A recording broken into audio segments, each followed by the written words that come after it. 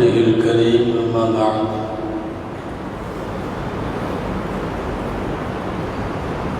أعوذ بالله من الشيطان الرجيم بسم الله الرحمن الرحيم لقد كان في قصصهم عبرة لأولي الألباب صدق الله العظيم. وقال رسول الله صلى الله عليه وسلم إن الله يبعث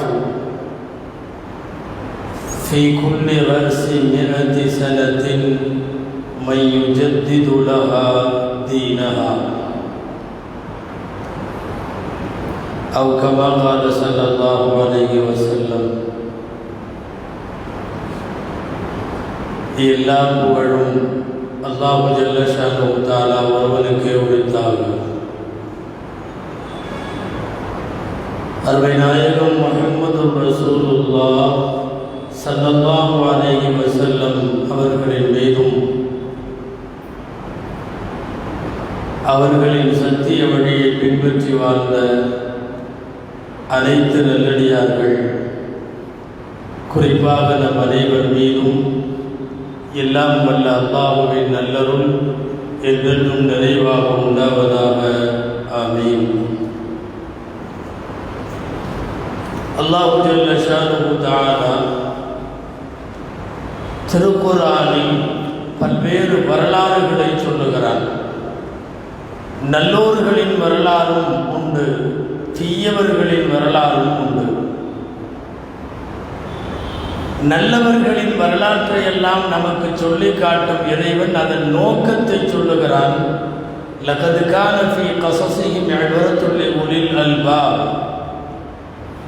இந்த சரித்திரங்களை பேசுவதில், வரலாற்றை பேசுவதில் அறிவுடையவர்களுக்கு படிப்பினை உண்டு என்று சொல்லுகிறான் திருக்குர்ஆனில்.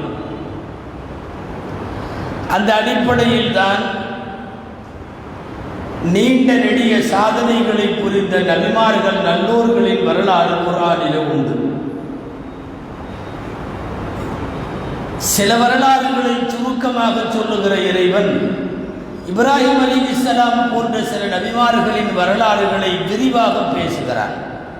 மூசா அலைஹிஸ்ஸலாமின் வரலாற்றை 100க்கும் மேற்பட்ட இடங்களில் விரிவாக பேசுகிறார்.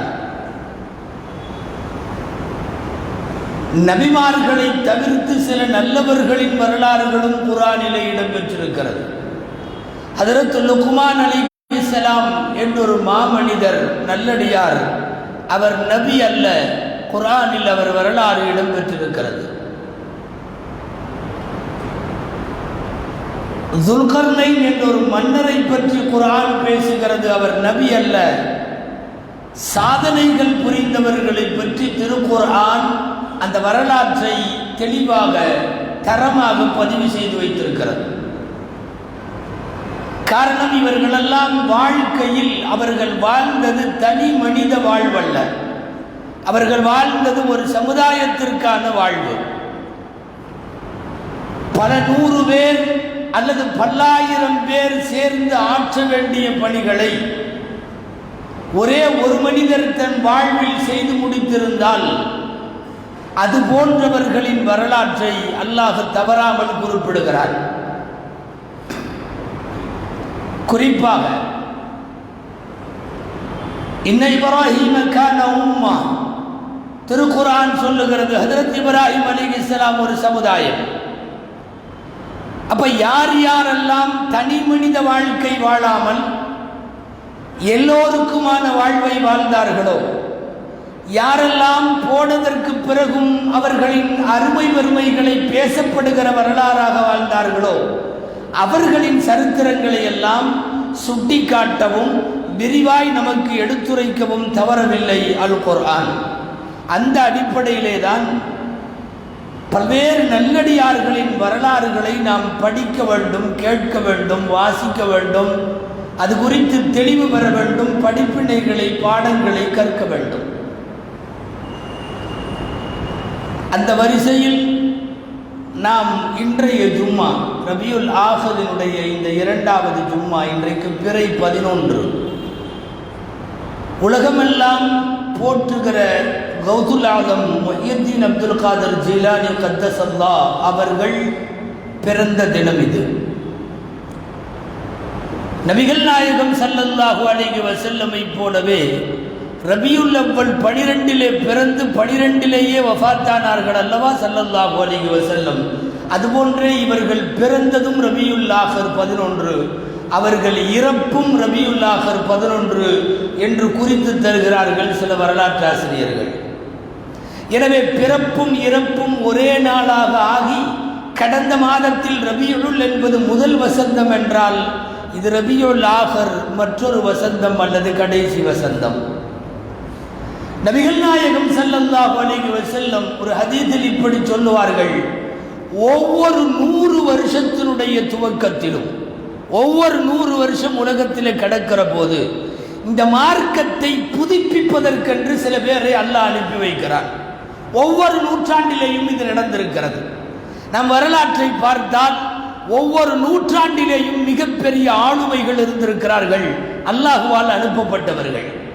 அந்த அடிப்படையில் ஹிஜ்ரி 4ஆம் நூற்றாண்டிற்கும் 5ஆம் நூற்றாண்டிற்கும் இடையில் இந்த உலகத்தில் இருக்கிற பல்வேறு விஷயங்களை மார்க்க சேவைகளை முன்னெடுத்து மகத்தான பணிகளை புரிய அனுப்பப்பட்டவர்கள், அல்லாஹுவால் இந்த உலகத்திலே தோற்றுவிக்கப்பட்டவர்கள். ஹஜ்ரத் முஹ்யித்தீன் அப்துல் காதர் ஜீலானி கத்தஸல்லாஹு சிர்ரஹுல் அஸீஸ்.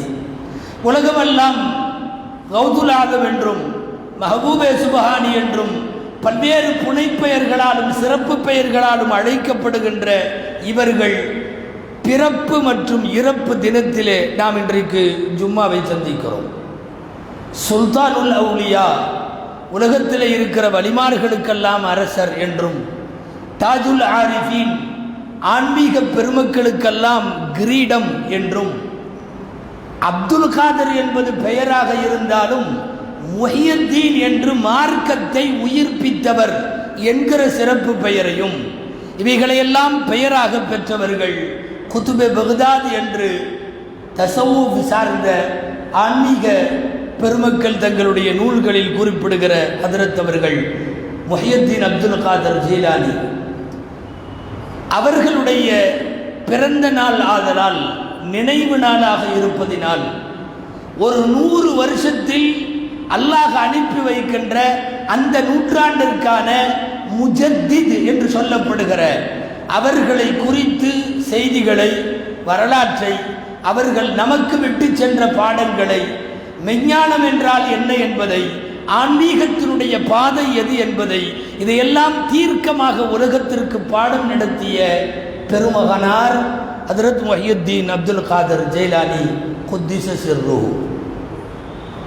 நபிகள் நாயகம் ஸல்லல்லாஹு அலைஹி வஸல்லம் அவர்களுக்கு இவர்கள் 2 வகையில் வாரிசாகுவார்கள். ஒன்று, மார்க்க அறிஞர்கள் நபிமார்களின் வாரிசுகள் என்கிற அடிப்படையில் நபிகள் நாயகம் ஸல்லல்லாஹு அலைஹி வஸல்லத்தின் கல்வி வாரிசு என்று சொல்லலாம். குடும்பமும் போய் ஹசன் ஹுசைன் ரதியல்லாஹு அன்ஹு ஃபாத்திமா அலி தம்பதியினரோடு சேருவதால், ஃபாத்திமா ரதியல்லாஹு தஆலா அன்ஹாவினுடைய வயிற்றிலே பிறந்த மக்களின் வாரிசாய் வருவதால் நபிகள் நாயகம் ஸல்லல்லாஹு அலைஹி வஸல்லம் அவர்களுக்கு இருவேறு கோணங்களில் வாரிசாக இருந்தவர்கள் ஹஜ்ரத் முஹ்யித்தீன் அப்துல் காதர் ஜீலானி குத்திஸ சிர்ருஹு அவர்கள். பொதுவாக நபிமார்களுக்கெல்லாம் அல்லாஹ் அற்புதங்களை வழங்கியிருக்கிறான். அதற்கு முஅ்ஜிஸா என்று பெயர். எல்லா நபிமார்களுக்கும் அற்புதங்கள் இருந்தாலும் நம்முடைய நபி ஸல்லல்லாஹு அலைஹி வஸல்லம் அவர்களுக்கான அற்புதம் என்பது அவர்களின் அற்புதங்களை எல்லாம் விட அதிகமானது, வீரியமானது, அபூர்வமானது. அற்புதங்களின் அணிவரிசையில் எல்லா நபிமார்களை விட நபிகள் நாயகம் எப்படி அதிக அற்புதங்கள் கொடுத்து மேம்படுத்தப்பட்டார்களோ அதுபோல் எல்லா வலிமார்களுக்கும் கராமத் என்கிற அற்புதங்கள் இருந்தாலும் கௌதுல் ஆலம் முஹ்யித்தீன் அப்துல் காதர் ஜீலானி அவர்களுக்கான கராமத் என்கிற அற்புதங்கள் மகத்தானவை.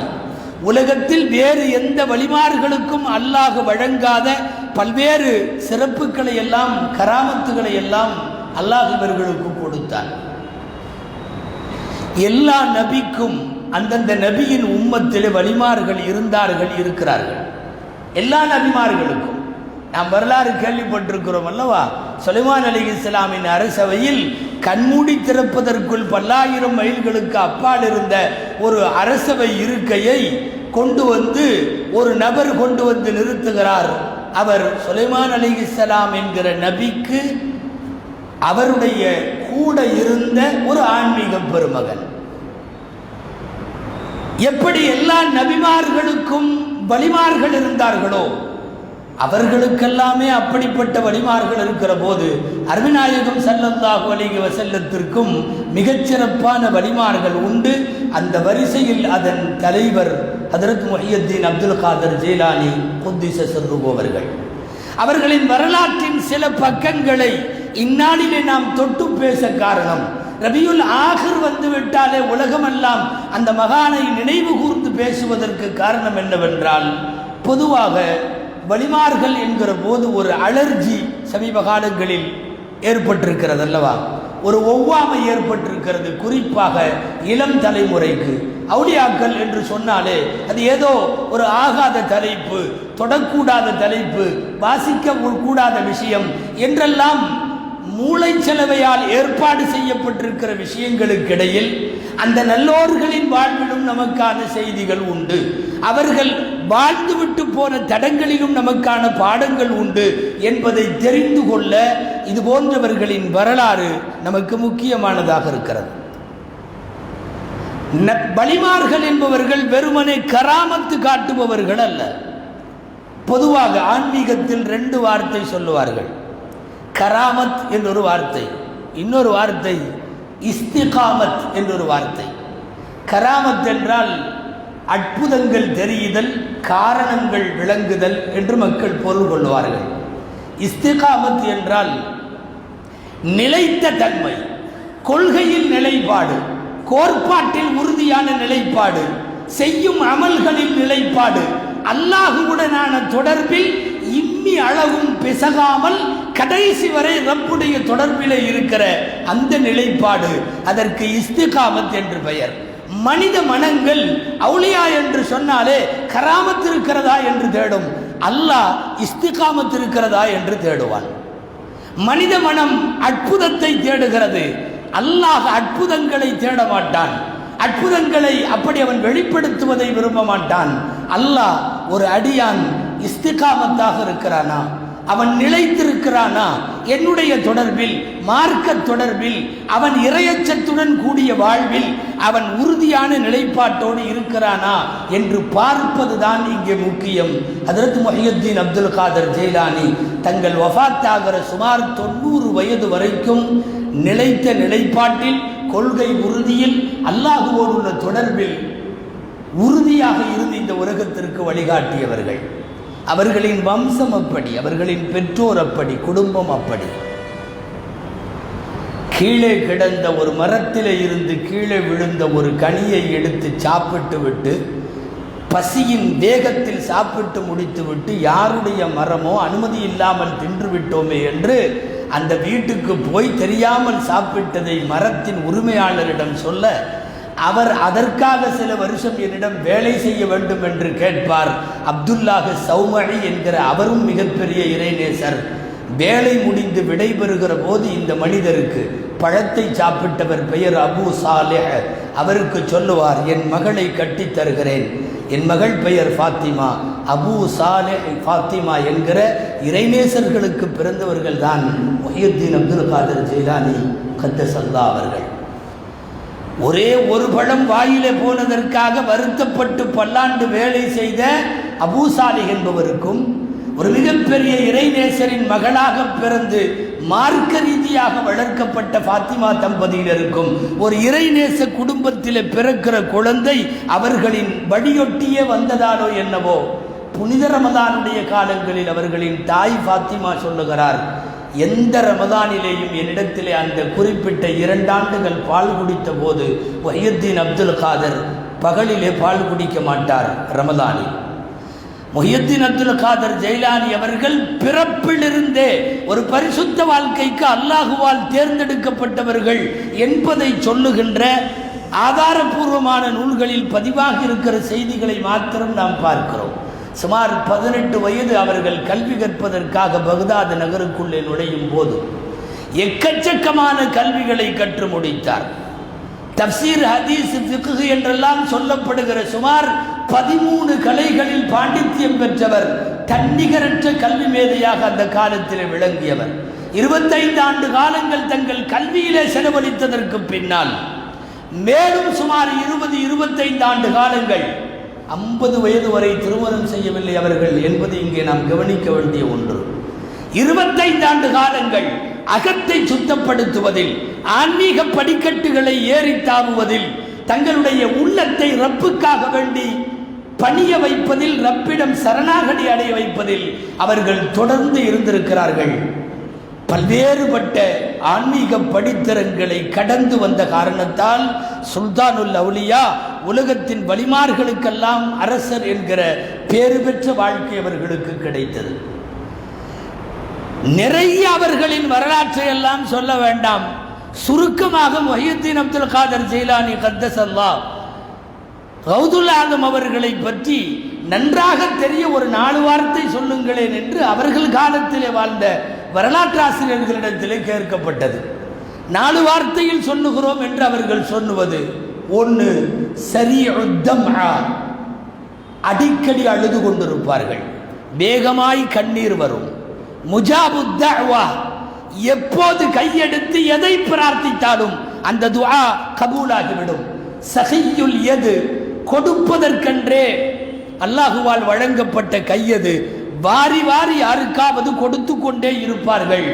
அதற்கு பிறகு ராசிகுல் இல்ம், ஆழமான ஆய்வை உடைய கல்வி அவர்களிடம் இருந்தது. விளங்க 4 வார்த்தை போதும். வேகமாய் கண்களிலே வருகிற கண்ணீர், கேட்டவுடன் கபூலாகிற துஆ, யார் கேட்டாலும் வாரி வழங்குகிற அந்த கொடுத்து சிவந்த கரம். அதற்கு பிறகு கல்வி மேலோட்டமாய் அல்ல, ஆழமாய் ஆய்வுகளுக்கு உட்படுகிற கல்வி. இவைகளெல்லாம் அவர்களின் பெருந்தன்மைகள். 50 வயதுக்கு மேல் திருமணம் முடித்து பல குழந்தைகளை பெற்ற அவர்கள்.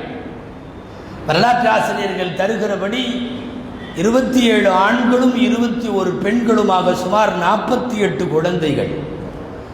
அவர்களினுடைய வரலாற்றை, அவர்களின் ஆன்மீகத்தை, அவர்களின் கல்வியை, அவர்கள் நிறுவிய பக்தாதினுடைய புகழ்பெற்ற மதரசா காதிரியாவை உலகம் முழுக்க கொண்டு போய் சேர்த்ததில் இந்த மக்கள் எல்லாரும் ஈடுபடவில்லை என்றாலும் ஈடுபட்ட 10 பேர் முக்கியமானவர்கள். விசித்திரம் என்னவென்றால், அந்த மக்களின் பெயர்களை போய் நாம் பார்க்கிறோம்.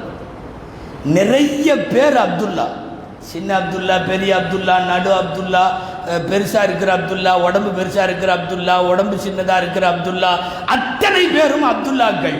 அடுத்து பாதி பேருக்கு அஸ்மாவுல் ஹுஸ்னாவினுடைய பெயர்கள்.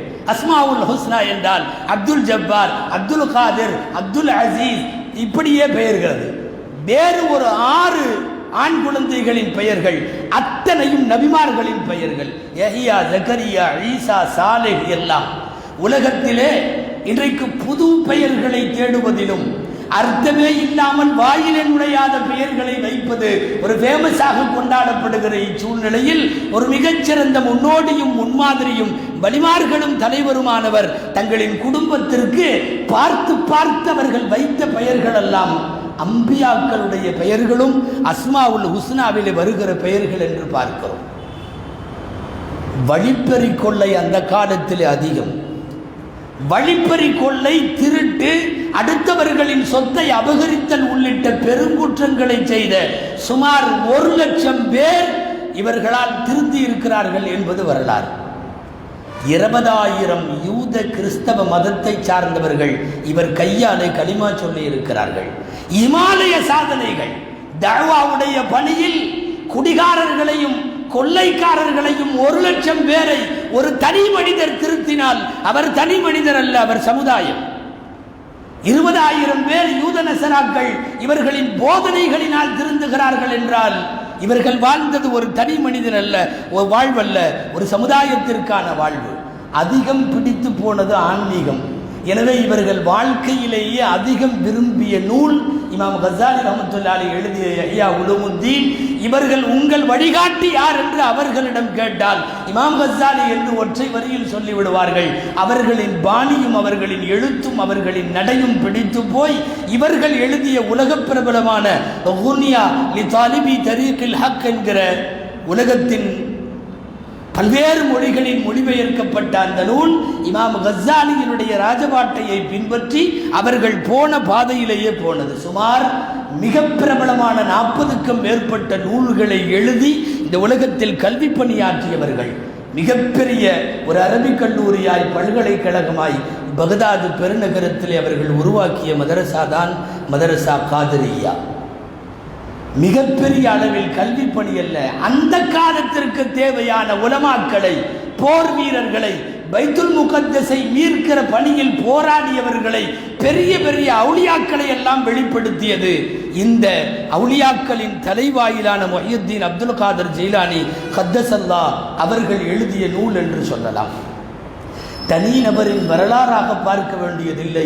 மகத்தான சாதனைகளை இந்த உம்மத்திலே புரிந்து விடைபெற்று சென்ற ஒரு மிகப்பெரிய சுல்தானுல் அவுலியா, வலிமார்களுக்கெல்லாம் பேரரசரினுடைய வாழ்க்கையில் நடைபெற்ற பல்வேறு நிகழ்ச்சிகள், அவர்களின் தனி மனித வாழ்க்கை, அவர்களின் ஆன்மீக வாழ்க்கை, அவர்களின் கல்வி பணி, அவர்களின் சமூக பணி எல்லாமே பல 100 வருஷம் அமர்ந்து குழு குழுவாக சேர்த்து நாம் செய்தாலும் கூட செய்ய முடியாது என்கிற அளவுக்கு உள்ள பணிகளை செய்திருக்கிறார்கள்.